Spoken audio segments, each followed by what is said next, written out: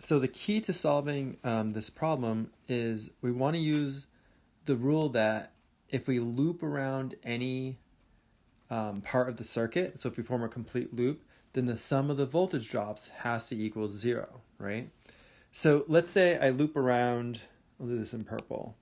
Like this might be my first loop. So starting on this side of the battery, going through those two resistors and coming back.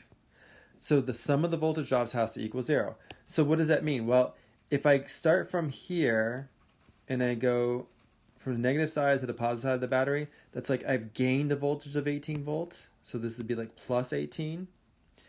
Then as the current passes through the resistor, I'm losing voltage, right? It's a voltage drop.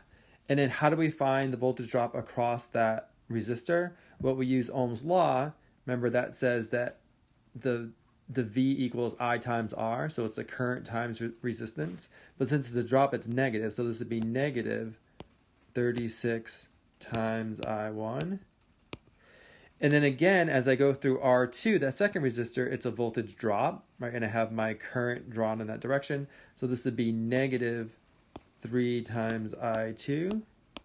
And that's got to equal 0, right? So the sum of the voltage drops equals 0.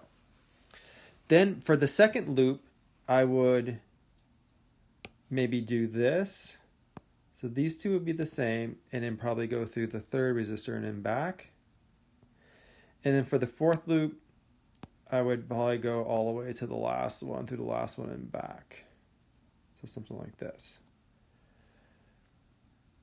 Okay, so if you do that, then you're going to end up with 3 equations, right? But we still have 4 unknowns because we don't know I1, I2, I3, and I4.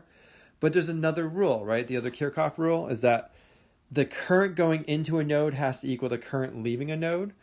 So if I focus on some node, let's say right here, going in, I have I1. Going out, I have I2. Let me give this a new name. So for this part right here, let me call this like I5 or something. I5. So going in, I have I1.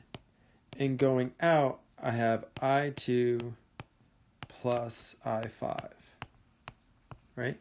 But then if I focus on this node right here, going in, I have I5. Let me do it in black.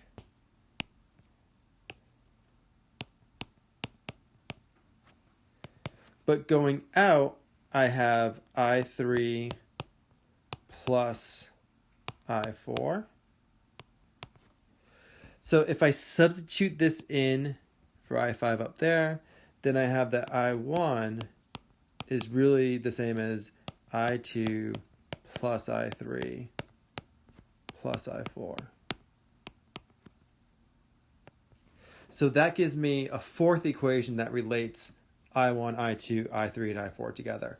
And now the goal is to solve, so it's going to be a little bit of work, right? It's a little bit of algebra. You're going to have to do a lot of substitution. The goal is going to be to solve all these equations for I1, I2, I3, and I4. And then once you have that, then you can go back and find the voltage drops, right? The voltage drop across R1 is simply going to be whatever you found for I1 times 36, right? And so on. So that's sort of the gist of how you would solve this problem. I don't want to do all of it. I want you guys to think a little bit about this, but that's sort of the gist of how you would solve this. Great, thanks.